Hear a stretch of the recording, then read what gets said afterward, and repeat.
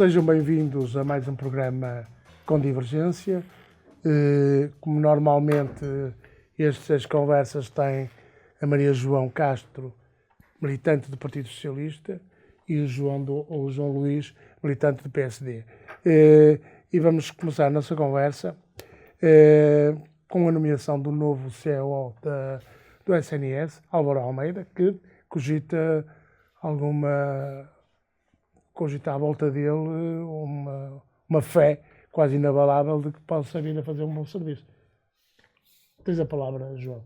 Ora, antes de mais, agradecer e cumprimentar as pessoas que nos acompanham nas redes e cumprimentar também a Maria João e o Joaquim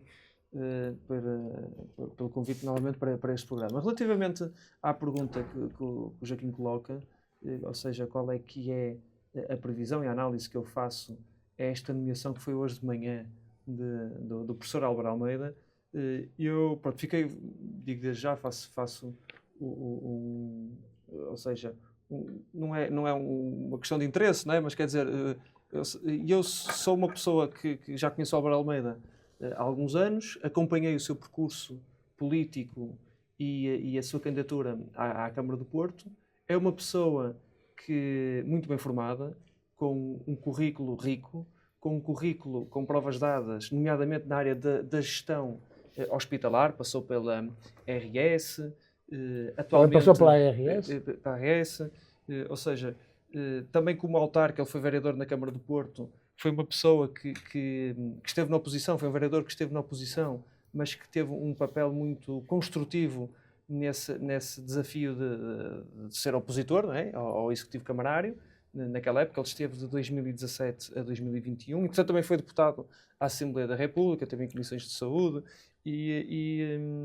bom, isto para dizer que realmente o Álvaro Almeida é uma pessoa que tem ou seja, uma experiência profissional e política que realmente pode dar aqui garantias para que o Serviço Nacional de Saúde funcione de uma forma eficiente, que muito precisa, e que dê uma resposta muito positiva e também garantias às pessoas que necessitam e que procuram o Serviço Nacional de Saúde. O Álvaro Almeida é uma pessoa também, dizia antes de começarmos o programa, que uma pessoa simples, uma pessoa humilde, uma pessoa que... Discreta, exatamente, discreta. É um adjetivo que lhe cabe bastante bem. E deposito muita fé no professor Álvaro Almeida. Não estou aqui a desconsiderar a pessoa que pediu admissão, mas pronto, o professor Álvaro Almeida é realmente uma pessoa que eu de facto conheço bastante bem e pronto, já tive a oportunidade de desejar-lhe muitas felicidades para o mandato, porque ele tendo essa felicidade também será nossa. Sim, porque realmente é o sucesso, porque nós acabamos por sofrer dessas consequências. E acredito que foi uma excelente escolha, isto também para dizer, foi uma excelente escolha entre o Primeiro-Ministro e a Ministra da Saúde, estou mesmo a crer que as coisas vão correr bastante bem. Já disse isso para aí 3 ou 4 vezes, porque é uma convicção, é uma fé. Aliás, isto é o terceiro... É o quarto. É o quarto, pois. Em 10 meses. Em 10 meses. Sim. Maria João, e a opção do Álvaro Almeida? Quarto com a alteração de governo, não é? Em 10 meses é o quarto CEO que o Governo nomeia o diretor executivo. Sim. Mas é pelo meio a alteração de governo, não é? Não está a considerar a desnomeação do Fernando supostamente, não posso? Claro, com certeza. Sim. Então, antes de mais, boa tarde aos meus companheiros de mesa e às pessoas que nos estão a ver, a te ouvir. E eu, antes de falar do Dr. Álvaro Almeida, que conheço e por quem tenho muita consideração, queria, antes de mais, dizer que o que nós temos tido nos últimos 10 meses é uma atrapalhada no Ministério da Saúde. Temos uma ministra totalmente incompetente. Portanto, todo o plano que era previsto para o verão, para o inverno, os concursos de médicos, o INEM, também já vamos no terceiro presidente. No INEM é tudo uma grande atrapalhada. As nomeações que têm sido feitas nas direções hospitalares substituindo pessoas extremamente competentes e, portanto, é importante deixar tanto claro que aquilo que temos tido tem sido uma enorme atrapalhada e esperemos que isto passe, porque o SNS é fundamental e neste momento está bastante pior.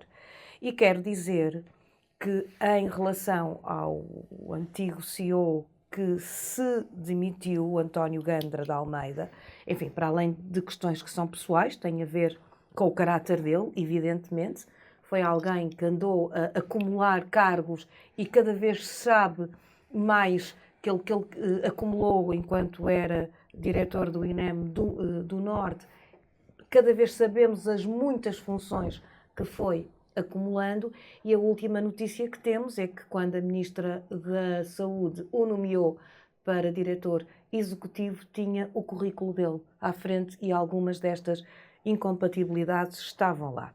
E, portanto, é importante dizer isto, sobretudo tendo em conta que esta Ministra tudo fez para pôr na rua alguém, eu já vou falar do Álvaro Almeida, mas alguém que é reconhecido por toda a gente, acho que pelo João também, como uma pessoa com uma competência extraordinária na saúde, que é Fernando Araújo. Além de ter sido um extraordinário diretor do Hospital São João, reconhecido por toda a gente, era de facto um homem que não pôde sequer, digamos, fazer o seu plano porque foi posto fora do, portanto, Ministério. E o que se passou, portanto, depois vê-se bem a falta que ele faz. É verdade que existe desnorte, eu acho que a Ana Paula Martins não é, de facto, uma ministra competente, mas pelo menos esperemos que o Dr. Álvaro Almeida o seja enquanto diretor executivo. Eu conheço, enquanto fui vereadora da Câmara do Porto, o Dr. Álvaro Almeida também o era pelo PSD, portanto reconheço-lhe um caráter de uma enorme seriedade, uma pessoa que trabalha de forma séria, é bastante competente nesta área, na gestão, portanto, na gestão do setor da saúde e, portanto, à partida, acho que ele pode fazer um bom trabalho. Imagino que possamos ter algumas diferenças nas opções, isto faz parte, mas acho que ele não tem nada a ver com o antigo que foi agora, portanto, demitido, porque de facto ele seria incapaz de ser pouco sério como a outra pessoa foi. E, portanto, desejo muitas felicidades ao Dr. Álvaro Almeida. Já o fiz hoje pessoalmente, portanto, quero dizer que também tenho uma estima pessoal e, como aqui foi dito, o sucesso do Dr. Álvaro Almeida é também o sucesso de todos nós. E depois tenho uma qualidade acima de todas, que eu prezo muito, é um portista doente como eu, e portanto ter como diretor executivo um grande portista é sempre uma qualidade extraordinária. Bem, uma das notas dominantes neste governo é procurar entregar às misericórdias vários hospitais. Será este o caminho que devemos seguir para fortalecer o SNS? Joaquim, permita-se só um bocadinho atrás. Claro, como é sim, só de uma questão que a Maria João falou. E falou bem, e eu só queria tocar neste assunto. É que a Maria João falou da questão das incompatibilidades e de que a Sra. Ministra teria o currículo, ou seja, a Sra. Secretária, mas agora sim, diz. Ou seja, do anterior CEO, do António Gandra de Almeida. E para dizer que realmente lá teria o seu currículo, não é? Com as responsabilidades que tinha naquela época, que trabalhava, não é? Nomeadamente para uma empresa. Mas isso... Não era a empresa da mulher. Pronto, uma empresa da mulher, ou o que era. Agora, o que é certo é que, a partir do momento em que ele assumiu as funções de CEO do SNS, ele certamente, o que seria natural era, ou seja, cessar as funções que tinha nessa empresa ou nas empresas ou para quem prestava serviço ou o que fosse, porque, ou seja, as funções que ele iria desempenhar como CEO seria em exclusividade. Por isso aí, ou seja, é uma matéria um bocadinho difícil de se provar ou de estarmos a falar disso, se a ministra sabia, se não sabia, ou seja, acho que é um bocadinho uma atrapalhada, não é? Se me permitem a expressão. Vamos esperar que este quarto seja mas o definitivo. É um bocado. E quer dizer, e estava a falar disto porque eu, francamente, não conheço muito bem o percurso e lá está, é incomparável, não é? O anterior CEO com o atual, e pronto, e é por isso que eu também já disse os comentários que fiz. E também relativamente ao Fernando Araújo, realmente era uma pessoa reconhecida, mas quer dizer, mas isto foi nitidamente uma opção política e uma opção política da AD. Mas isto é um cargo técnico, João. Certo, é um e cargo de competência técnica. Exatamente. E o Fernando Araújo, acho que todos reconhecemos Sim, uma competência técnica. Assim como reconhecemos agora também ao e professor tinha Álvaro Almeida. um plano que não pôde ser levado avante. Como conhecemos agora também ao professor Álvaro Almeida. E vamos em frente. Relativamente à questão que o Joaquim falou, ou seja, de delegar mais competências às misericórdias, isso é um tema que já vinha no programa da AD. Ou seja, e que também vai ao encontro do que é a ideologia social-democrata, ou seja, o nosso interesse, o foco, é a pessoa ou seja, é a pessoa tendo que chegar a esse fim pelos mais diversos meios. Por isso, se as misericórdias, ou mesmo se os privados podem dar um serviço melhor às pessoas, não tendo que ser obrigatoriamente o Estado e não havendo também, ou seja, sendo feita uma gestão correta das coisas, dos serviços e das competências e tudo mais, muito bem, ou seja, as misericórdias, já foi feita até aqui com o Hospital da Perlada, com a Misericórdia do Porto e tudo, e é um hospital também reconhecidíssimo nas mais variadas áreas. E foi feito até pelo PS. E foi feito pelo PS, agora que houve um alargamento. As gestões privadas também, por exemplo, lembro que o Partido Socialista acabou com a gestão privada do Hospital de Braga. Voltou-se agora a tornar privado, e muito bem, porque não havia justificação para ter acabado com essa política à época. Agora, isso eu vejo com bons olhos, vai ao encontro do que era o programa e voltamos a cair no mesmo, que é o que é que importa realmente são as pessoas. Isso é que é o essencial. Isso é que é o essencial. E o Sistema Nacional de Saúde, infelizmente, já vinha definhando há vários anos. As coisas agora, não é por ser social-democrata, é um militante do Partido Social-Democrata que não possa assumir as coisas. As coisas não estão francamente melhores, estão mais ou menos dentro do mesmo na área da saúde. Dentro do mesmo. Isto está muito pior. Não está. As coisas estão difíceis. Agora, o que é preciso realmente... Mas já eram difíceis antes. Mas o PSD deixou que ia resolver isto rapidamente. Aliás, houve uma discussão, um debate a semana passada, até ali diretamente entre Pedro Nuno e o seu Primeiro-Ministro, em que, ou seja, houve uma, já não sei se foi lei ou decreto-lei, agora não me recordo, em que, ou seja, coloca alguns entraves aos imigrantes que queiram recorrer ao Serviço Nacional de Saúde. É evidente aquilo que o Sr. Primeiro-Ministro disse, que é o nosso Estado não vai proibir pessoas que precisam, que estão prestes a perecer ou o que é que seja, de prestar esse serviço de saúde a essas pessoas, mas quer dizer, mas também não vamos fechar os olhos, porque toda a gente sabe que já existe um sistema para ser um bocadinho mais brando, um turismo de saúde aqui em Portugal, em que pessoas não fazem turismo. Mas existe isso. Infelizmente sabemos que vivem cá.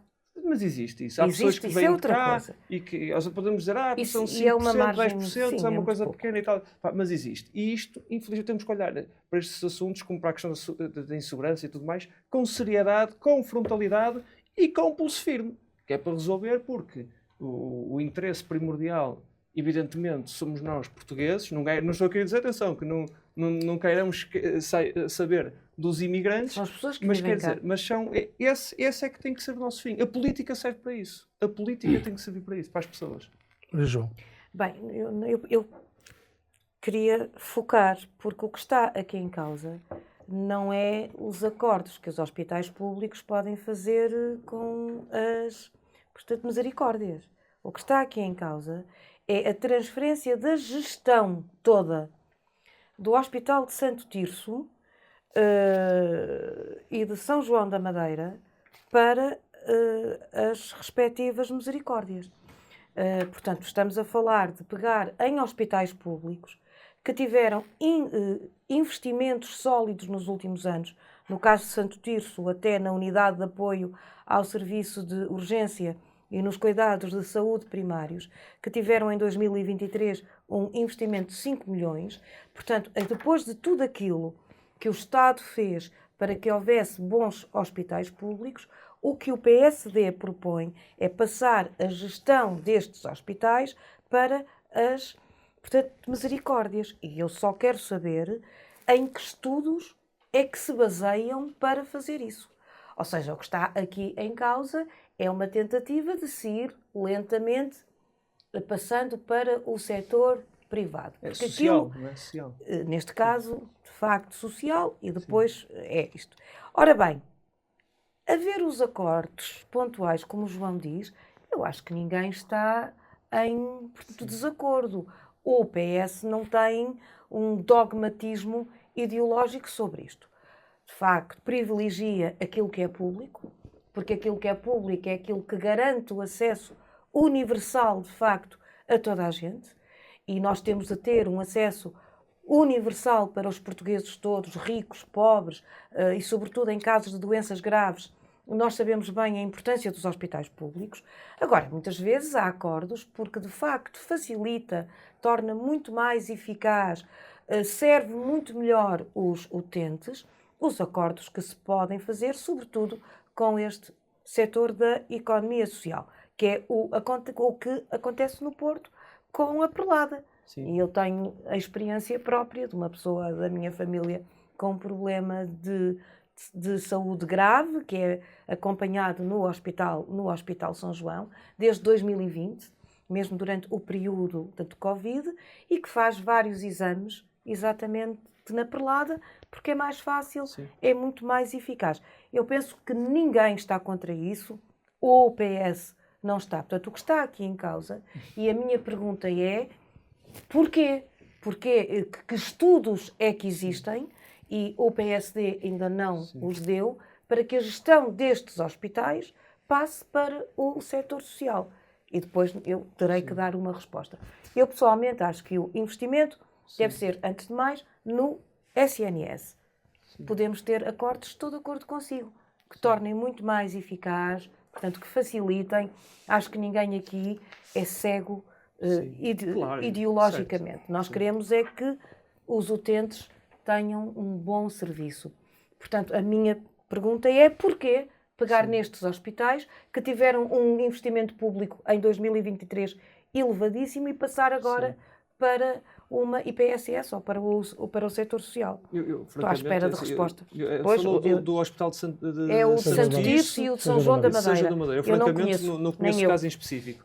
Agora, o que posso dizer é que assim, pode fazer... Lá está. Não conheço os estudos, de facto. Falou de que vão criar-se IPSS, não é? Mas está Não. provado que muitas das vezes este tipo de acordos com o setor social funcionam bastante bem e tem corrido No bastante caso bem. da Santa Casa Agora, do Porto, tem discordo funcionado. em parte a Maria João no aspecto em que eu, francamente, da interpretação que fiz no tempo de governação socialista durante 2015, 23. e 24, 24. e 24, Sim. 24, 23. sim, 24 um bocadinho, ou o que seja.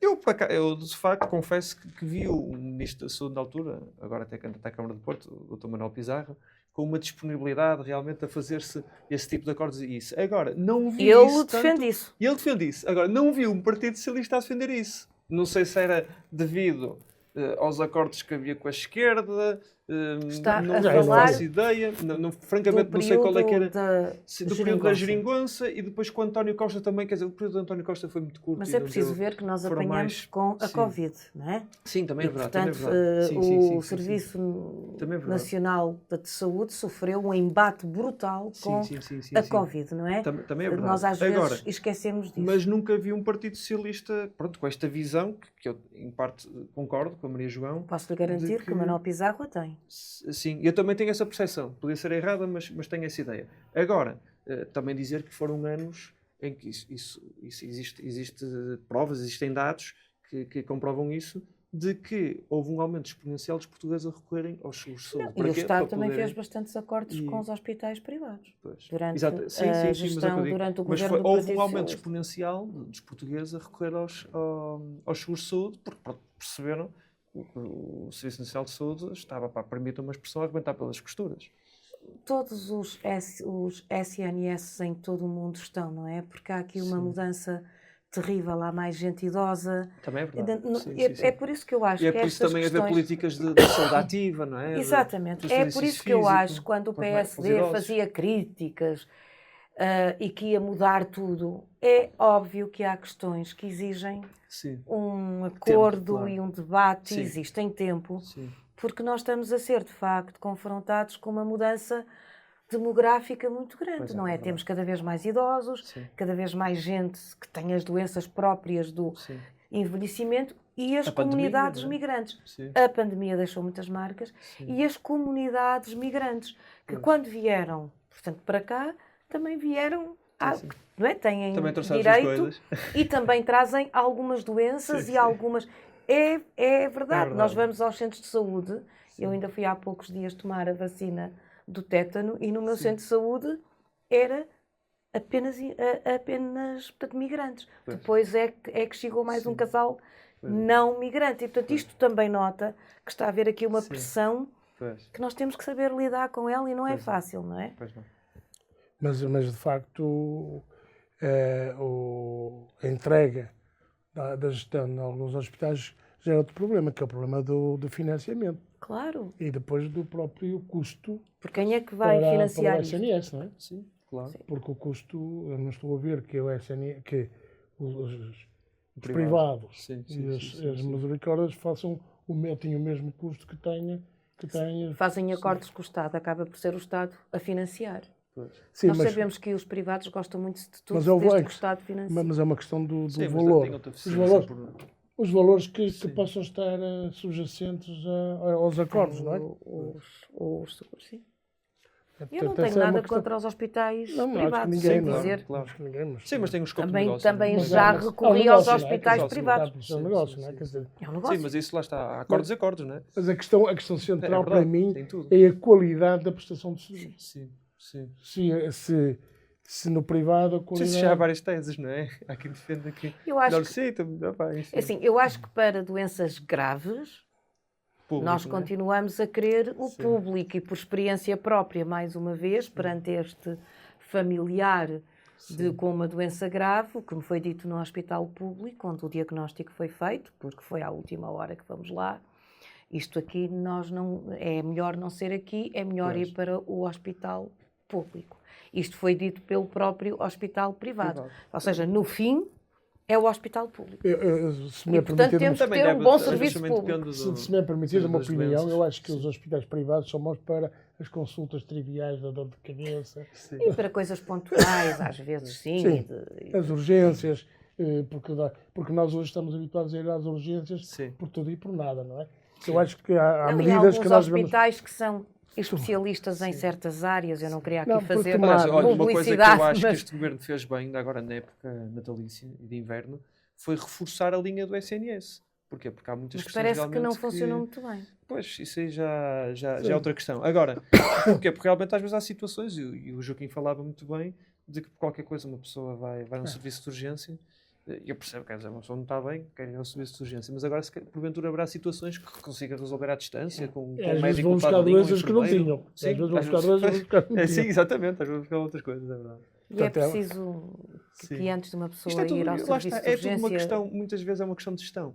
E é por É isso que esta gestão. nomeação do E do por isso professor é que, Álvaro é que o Fernando Araújo Sim. era tão bom, é porque ele é Sim. um excelente gestor. Mas pronto, Sim. vamos Mas isto- acreditar que o Dr. Álvaro Almeida também Tem seja... provas dadas Tem na área da provas dadas, gestão, não é? exatamente. Pronto, Tem claro. provas Vamos dadas. agora, É isso mesmo. pelo menos, dar-lhe o voto de benefício da confiança, dúvida, não é? claro, é O voto de evidente. confiança. Pronto, há uma questão que também tem passado muito nos telejornais, que é a questão da segurança interna. Sim. E, João, sentes-te inseguro? Ora bem, este é um tema que realmente tem andado diariamente, né, de manhã à noite, em todos os canais televisivos, informativos, e que por tudo e por nada há ocorrências, né, infelizmente. Eu só para Eu agora, se eu me há aqui sinto- hoje de manhã uma notícia nos Estados Unidos da América, um sujeito entrou num bar, matou 14 pessoas. Hoje de manhã? Sim. Sim, mas a América... Isso é segurança? Sim, mas a América é outra realidade, não é? E, quer dizer, e a América é enormérrima, 50 estados, quer dizer, depende do estado, é incomparável, não podemos E a comparar. questão das armas na América é complicada. Sim, também outro tipo de política, exatamente. Se nomeadamente acontecesse das em armas. Portugal, isso Agora, era... nós aqui, francamente, já saíram números há uns meses, agora temos que ver mais para breve, não é? Porque a realidade neste momento e a percepção que eu tenho é que existem muitos imigrantes a chegar diariamente a Portugal. Muitos, são bastantes. E isto leva a quê? Que de um dia para o outro, realmente, se calhar de uma semana, de um mês para o outro, a realidade possa mudar por completo. E quando falamos de imigrantes, falamos de todo lado. Falamos da América Latina, da América do Sul, falamos também de países árabes, também do Norte da África, Argélia, Marrocos, enfim, mas quer dizer, mas isto, lá está, existem personalidades políticas que eu venho dizer que não podemos ligar a imigração ao aumento da criminalidade. Eu também não gosto de fazer esse tipo de... Ou seja, acho que é por acaso eu ia fazer essa pergunta. Mas é que relação existe? Porque a pergunta foi sobre segurança. É uma conjugação um bocado... Não devemos, quer dizer, somos um povo de imigrantes, não é? Aliás, eu tenho tios e tudo que imigraram, e avós, a minha bisavó era brasileira, enfim, acho que é um tipo de análise que não fica bem colarmos uma coisa com a outra. Agora, mas também não podemos tapar o sol com a peneira, não é? E a verdade é a percepção que tenho é que a pessoa anda na rua e dá conta que as coisas, que há mais insegurança, que há mais assaltos, que há mais ocorrências. Mas há? Existe. O diretor-geral eu posso dizer assim, da PJ diz que não. Eu todas as semanas vou a tribunais, vou às esquadras e pronto, e falo com os agentes policiais, com os órgãos de polícia criminal e também com os magistrados e com todos esses agentes. E não quero dizer percepção, não é? Mas quer dizer, mas o que se passa realmente é que há um aumento de criminalidade, isso há. E a criminalidade violenta, criminalidade também de pequenos delitos, por exemplo, da questão dos Ubers, de não terem carta de condução, não terem seguro. E depois, quer dizer, uma pessoa, nós já sabemos qual é a justificação. No meu país não existe seguro quando não é obrigatório quanto a terceiros. E depois são apanhados uma vez, 2 vezes, 3 vezes, 4 vezes. Ou seja, isto é o que acontece. Agora, não vou falar a situação, não é, do Martim Muniz, que evidentemente, e o próprio Primeiro-Ministro disse, e bem, que é uma imagem que não gostou, não é? De ver aquilo não sei se é a imagem que vai gerar uma certa insegurança. Imagem de insegurança no exterior para cá para dentro. A partir do momento em que vimos a saber que os países nórdicos já estão a atravessar, ou seja, que há poucos anos não havia a criminalidade violenta que existe agora, ou seja, que há um aumento exponencial de criminalidade violenta que não tinham e que ligam, eles aí, pelo visto, estão mesmo a ligar aos imigrantes, à Suécia, não é? A Suécia sempre teve crimes violentos de outro tipo, sim. Holanda. Realmente deixa-nos preocupados. E deixa-nos preocupados não só connosco, mas com as nossas famílias, amigos, enfim. Mas, portanto, acho que não podemos deixar... Que efeito é que poderá ter uma comunicação social que passa o dia inteiro com o mesmo crime? Pois é, que a comunicação social com as mesmas ruas, E com as mesmas ruas. Sim. E eles querem ter pessoas a ver os canais e querem ser sensacionalistas, é muito isso que eles querem. Mas não sei, isto também gerador de... alimentado pelo Chega, que sabe que este é um tema... Sim, mas aí acho que bem que o governo olha para este tema de uma maneira séria e de que, não, temos que falar... É aí, nesse aspecto, que eu discordo da esquerda, do centro-esquerda, do Partido Socialista. Ao negarem este tipo de situações e depois, quer dizer, fazerem aquelas figuras, uma expressão um bocado ridícula, de que não há insegurança, é tudo uma questão de percepções. A candidata agora à Câmara de Lisboa, Alexandre Leitão, quem disse isso foi o diretor da PJ. Portanto, ele está a ser ridículo. E aliás, Alexandre Leitão também foi na marcha de Martim Muniz. Foi na marcha de Martim Muniz. E, entretanto, vem dizer que Lisboa precisa... Pronto, tem a sua candidatura, não é? Tem que fazer o seu programa e tem que fazer as suas críticas naturais, mas depois vem contrariar-se a dizer que Lisboa está mais inseguro, está mais suja. Não foi Alexandre Leitão que disse mas que foi o Pedro não é? Não foi Alexandre Leitão. Ou seja, mas acho que aqui a esquerda falha no aspecto que quer negar um bocado, quer negar as evidências. Não são as evidências. Mas são. Porque eu estou à espera que o João me diga números, não é? Os números que mostrem que a criminalidade subiu muito, que a criminalidade violenta subiu. É o que eu digo. Eu acredito, tenho a plena convicção que nós tivermos há 2, 3 meses podíamos ter um número e passar 2, 3 meses disparar. Porquê? Porque a vaga de imigrantes é exponencial. E depois também há aqui outra coisa, que as pessoas chegam cá com a ideia de trabalhar e de fazer as suas vidas. E sucede que muitas vezes chegam cá e depois começam a perceber que não arranjam um emprego, não têm os apoios que estavam a contar, não têm os alicerces que deveriam ter. E depois, claro, muitas vezes numa situação de desespero viram-se para a criminalidade. Porque o que é a criminalidade? A criminalidade, não estamos a falar só de criminalidade violenta. Depois temos de ver todo tipo de criminalidade. Estamos a falar de furtos e de furtos simples. E depois, claro, há situações em que as pessoas caem nisso numa situação de desespero. E aqui o Estado não está a saber responder a este tipo de situações. E é isso que tem que fazer. Tem que conseguir responder a isto para que também quem chega cá realmente tenha a possibilidade de trabalhar, ter um emprego mais técnico, menos técnico, que tenha a possibilidade de ter uma casa, de pagar uma renda. E há falta de mão de obra, certo? E há falta de mão de obra. Ou seja, portanto, precisamos de mais imigrantes, certo, João? Até porque, repare, nós temos outra situação. situação. Não, eu estou-lhe a fazer uma pergunta. Precisamos de mais imigrantes, há falta de mão de obra. Nós ainda estamos a executar o PRR. E o Ministro da Coesão, ainda há poucas semanas, veio dizer que vão ter que mudar a lei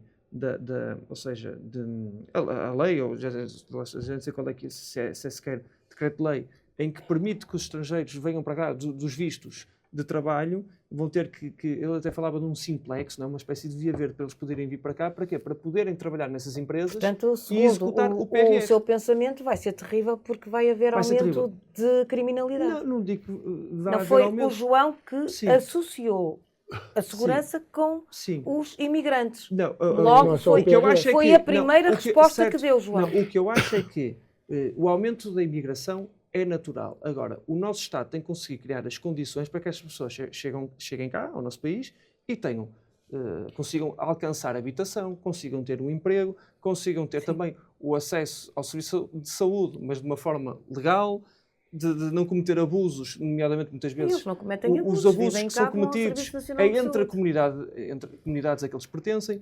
Ou seja, isto é um assunto mesmo bastante complexo, em que não é só o governo, o partido do governo ou a coligação do governo. Deve ser também o Partido Socialista, que é um grande partido português, que tem que olhar para este tema e perceber que solução é que vamos encontrar. Muito bem. Então, segurança. É evidente que continuamos a ser um país seguro, um dos países mais seguros do mundo. E, já agora, é muito interessante que a primeira coisa que o João disse foi imigração. Pois eu acho que os problemas de segurança que nós temos, por exemplo, aqui no Porto, 95% dos casos têm a ver com a toxicodependência. Isto está provado e, portanto, não tem a ver com os imigrantes. Sim. Temos situações que, de facto, pioraram, que estão, e que não é apenas no nosso país, um pouco pela Europa toda e nos Estados Unidos, os novos consumos que levam a novos tráficos criaram alguns problemas e que passaram de zonas que eram zonas pobres, não é? Uma coisa é a Sé, os bairros do Cerco, portanto, de repente, com o Aleixo ter ido abaixo, e foi errado do presidente Rui Moreira ter deitado abaixo o Aleixo sem uma política. Depois foi o Moreira, foi o Rio e o Aleixo. E portanto, Rui Moreira, sem uma política social de apoio, porque o Aleixo era a sala de chuto do Porto, e, portanto, obviamente que a partir daí aquilo espalhou-se. E qual foi o grande problema? É que os toxicodependentes foram para as zonas da classe média alta. E aí é que tudo virou notícia. Porque enquanto eram um problema dos pobres e das zonas pobres do Porto, as pessoas calavam-se. Mas, de facto, criou muitíssimos problemas de consumo às portas de casa. Eu sei isso tudo. Portanto, 95% da insegurança no Porto, por exemplo, é da toxicodependência. E, portanto, isto exige dois tipos de medidas de apoio social. Muitas destas pessoas são doentes e, portanto, as salas de consumo assistido deviam ser muitas mais e, ao mesmo tempo, de autoridade, portanto, de polícia. Isso o Partido Socialista nunca negou. A polícia é fundamental aqui. Ou seja, nós temos que, portanto, combinar autoridade com apoio social, porque muitas destas pessoas são doentes. Um outro problema grave de segurança é a violência doméstica.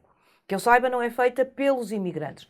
Poderá ser, é também pelos portugueses, cujos níveis têm subido e ainda não há uma solução para que as mulheres, muitas mulheres portuguesas, deixem de ser mortas. Tendo em conta que aquilo que nós sabemos é que as mulheres acabam mortas depois de terem feito queixas sucessivamente à polícia. Se calhar, se a polícia fizesse menos cenas daquelas como o Martim Muniz e estivesse mais preocupada aqui, seria importante. Quanto aos imigrantes, é evidente que nós vamos ter situações que merecem a atenção. Eu acho que existe um balão que tem sido enchido pela comunicação social, por aquela, como é que se diz, por aquilo que o Montenegro fez, que às 8 horas da noite falou ao país para dizer que ia fazer isto. E depois, vamos ver, aquela rusga no Martim Muniz. Eu não sou contra que se façam rusgas. Eu não sou contra que sejam algumas pessoas encostadas à parede, não é? porque isso sempre se fez. Evidentemente, são coisas técnicas que a polícia faz, até por segurança própria. Claro. Agora, o que aconteceu ali foi um show-off para, no fundo, dizer nós estamos a atuar, nós estamos a fazer. E as pessoas que foram encostadas tinham todas a cor da pele errada, eram pessoas que estavam no seu dia-a-dia, portanto, comerciantes honestos, que estiveram 1h30 com as mãos encostadas à parede. E o resultado foi pífio, João. Sim, mas no dia seguinte... Um x-ato. No dia seguinte houve facadas. E não claro, sei o quê, porque isso existe. Ou seja, nós temos que estar atentos à criminalidade que possa existir das comunidades migrantes. Também não devemos fazer um discurso de anjinhos que acha que pode não haver aspectos específicos. Nesse caso, era entre gangues, era entre partidos políticos, ao que parece, que já existe aqui no Porto. E, portanto, nós temos que estar atentos. Ou seja, se há uma comunidade que vem para cá e que causa, de facto, distúrbios, a polícia deve atuar. E tem que investigar também. Tem que investigação judicial também. Exatamente. Ninguém nega. Portanto, eu também não...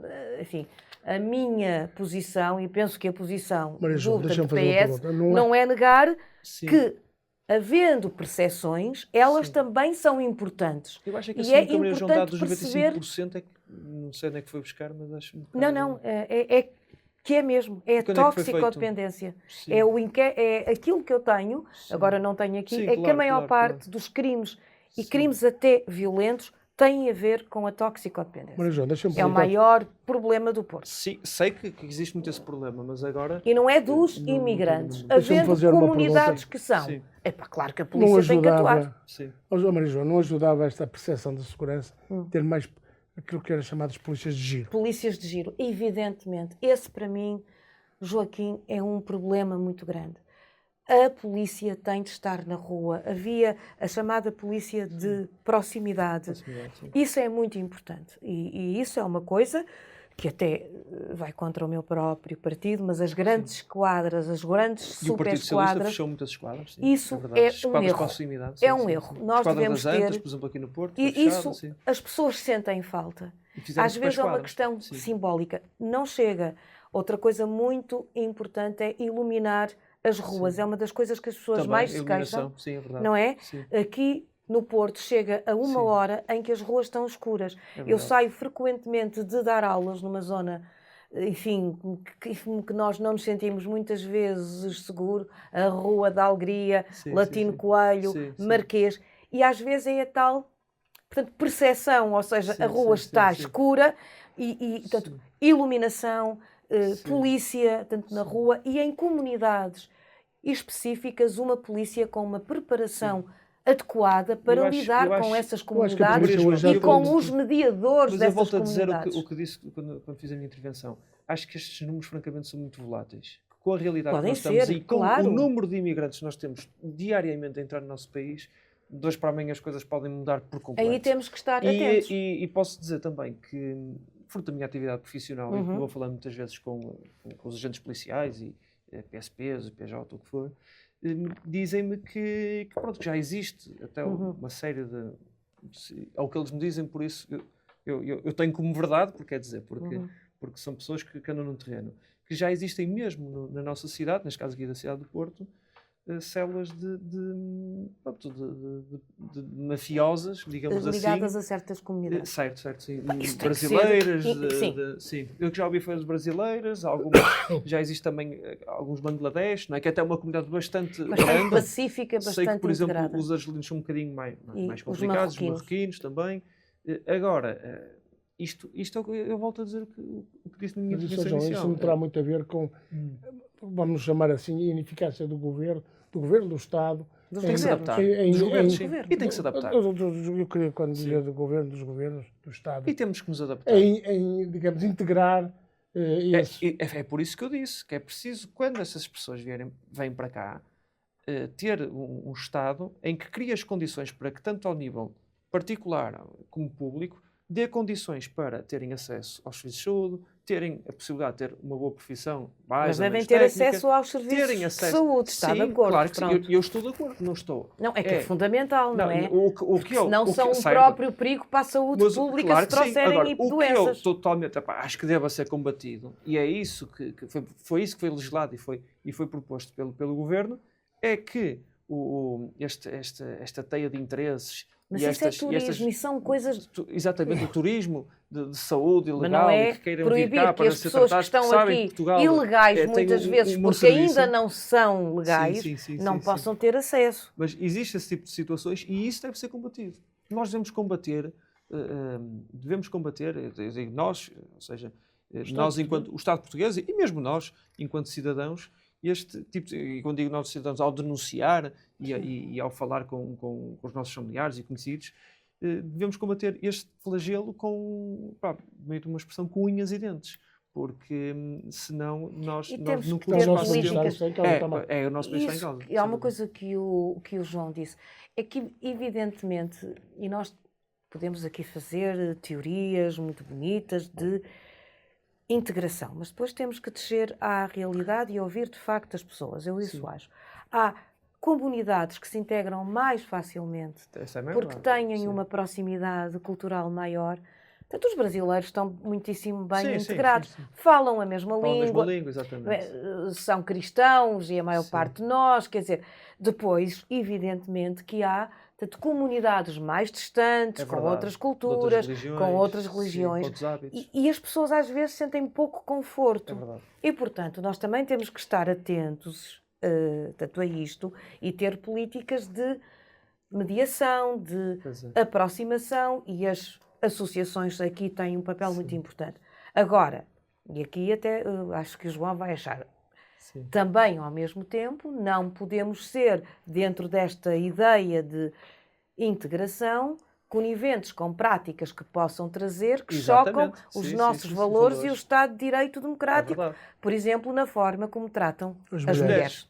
Isso, para mim, é, portanto, crucial. Ou seja, eu não faço aquele discurso de um relativismo cultural pateta e que viola aquilo pelo qual nós terá muitas lutamos. companheiras de partido e de... Não. Eu pouca gente conheço no meu partido que não pensa o mesmo que eu. Pelo menos para quem lutou durante séculos porque as mulheres tivessem direitos, vir agora, de facto, comunidades que lhes retiram... Vezes as pessoas por isso esquecem-se, não é? Sim, mas eu não. Sim. E, portanto, evidentemente que nós não podemos, portanto, pactuar com determinadas práticas que algumas comunidades trazem e que são contrárias ao Estado de Direito democrático. Mas é bom falar nestes temas e nesta questão em si, porque já percebemos que existe um partido populista no nosso seio democrático que só quer utilizar este tema para benefício próprio e para aumentar exponencialmente o número de eleitores. Isso é o que eles mais querem. Não, é o tema que dá votos, porque vai ao encontro dos medos que as pessoas têm, é evidente. E é por isso que o governo, seja quem for, tem que olhar para isto de uma forma séria e combater. E mesmo que se diga, existem de facto percepções, temos que ir ao encontro dessas pessoas e ouvi-las e perceber porque, não é? Pronto, é isso. Vamos, fundo, até estamos de acordo. temos 5 minutos Oh. para falar sobre a eleição do Trump e o efeito que ela pode ter na Europa e no mundo em geral. João. Ora bem, eu já houve um programa atrasado. Nós já falamos sobre isto. um pouco sobre isso. Mas o discurso de ontem E eu foi não, quer dizer, foi um sim. bocado mais claro. Para... Claro, ou quer dizer, claro, Foi escuro, muito- não é? No aspecto em que, na altura, o que Foi disse, e trazer o que a ao Maria de cima João aquilo que já também falamos. o disse, foi que realmente o Trump tem uma característica que é, hoje diz uma coisa, amanhã outra, ou seja, a imprevisibilidade que ele tem é tremenda. E quer dizer, e vir também com a história agora do Golfo do México, O Golfo da América, João. Golfo da América, afinal, e depois quer comprar E o determinados nome territórios. do monte. Não sei. Invadir o Panamá. Enfim, isto ainda não sei, aquilo realmente está muito complicado. Mas não devemos Agora, de rir, que ele é capaz de fazer. Sim, agora, por exemplo, olho com bons olhos, mas quer dizer, também ainda não percebi muito bem, porque depois o Trump tirar para ele os louros a questão da Palestina e Israel. Este acordo é o mesmo de maio é o mesmo de maio deste ano. Pois, O 2024. Netanyahu mas é ele que já tentou. veio, sim, mas ele já veio tentar tirar os louros, o Trump, Não, a tentar resolver agora a situação da o Ucrânia enviado com a Rússia. dele, de facto, esteve lá presente e trabalhou também. A questão Mas, também, aliás, foi reconhecido pelo próprio Foi Biden. pelo próprio Biden, sim. curiosamente, também aparece-nos aqui uma figura, de certa maneira, inesperada do Elon Musk. E que, Esse sim é perigoso. E que tem sido uma pessoa que realmente tem feito muito pela humanidade no âmbito tecnológico e que nós, claro, enquanto pessoas evoluímos e sociedade evoluímos bastante com a sua criatividade e com o trabalho que ele tem vindo a fazer. Agora, também pronto, ou seja, olho um bocado desconfiado para esta personalidade no aspecto em que parece que pretende Dominar o mundo, não é? dominar o mundo, ou seja, ou então interferir, influenciar determinadas orientações políticas e estratégias políticas de vários países, intermeter-se em outros países, tentando influenciar as políticas. E quer dizer, e estamos a falar de uma pessoa que, quando foi na primeira eleição de Joe Biden, que o apoiou, não é? De forma massiva contra o Trump. Os Clinton, penso eu. Não sei se apoiou o Biden. Eu creio que também. Acho que apoiou o Os Biden. Clinton, Biden. também, Ou seja, pronto. Não tenho Porque a as duas certeza. vão Sei que fez apoiou. lembrar isso. O Elon Musk, Sim. que é uma pessoa inteligentíssima, a pessoa mais rica do mundo, um gênio, e no dicionário dele certamente não existe o termo coerência. Nem convicção. Nem convicção, Existe exatamente. negócios, não é? E isso aí também, lá já, e se calhar vai um bocadinho ao encontro do que é a personalidade também de Donald Trump. Agora, o que é que isto vai Juntam-se bem, ser? não é? Sim, Mas um dia podem se juntar mal, Sim. porque tanto Pois. são dois Sim, já há egos, quem não é? diga que já se terão-se chateado, não é? Claro, já aprendemos claro. coisas. Porque isso, nós agora vivemos num mundo em que há 20 anos tínhamos 4, 5, já tínhamos mais E canais, até não é? porque o Agora Musk já temos precisa Twitter, já temos tanta de coisa imigrantes. que- Sim. É preciso, depois há ali os Mas também há conflitos. isso, exatamente, e o Trump quer fechar a torneira. Já mandou hoje, portanto, o exército lá para a fronteira. O não é? Elon Musk tem interesse em que, por exemplo, o mercado automóvel seja principalmente elétrico. O Donald Trump não E ele queria, tem negócios sempre com a foi- China, o Musk. Exatamente, e depois o Donald Trump sempre foi a favor da utilização do petróleo, fósseis, não é? não é? Dos Dos fósseis e combustíveis combustíveis Ele vai fósseis. perfurar. Drill, baby, drill. Mudou, mas agora acho que mudou, porque já estava com boa ideia do elétrico, mas entretanto já voltou pelos vistos a mudar. E pronto, e é isto. Quer a indústria automóvel a funcionar em pleno para os Estados Unidos. Para os trabalhadores americanos. O discurso de ontem foi mais ou menos um murro no estômago, porque apesar de um tom mais cordato, o discurso foi muito violento e muito claro. Eu acompanhei-o todo. E é um discurso que provavelmente é o que mais me interessa. É um discurso num país que nós achávamos que era um farol da democracia liberal. É um discurso iliberal, autocrata e despótico. Ou seja, é um discurso que tem todos os sinais próximos de um discurso que o Putin faria.